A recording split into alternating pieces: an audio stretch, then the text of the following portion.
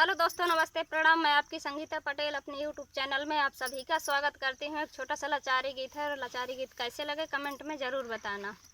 मेरी छोटी है धनुहिया बाणे जाने ना मारे, मोरी छोटी है धनुहिया बाणे जाने ना मारे,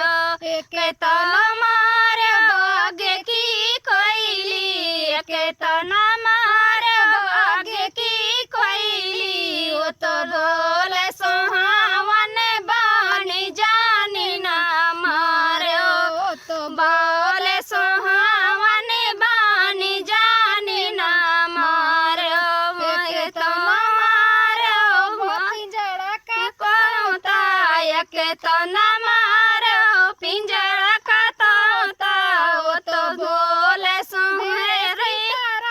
में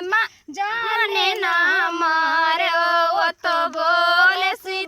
सितारा में जाने ना मारे, मोरी छोटी है धनुहिया बाणे जाने ना मारे, मोरी छोटी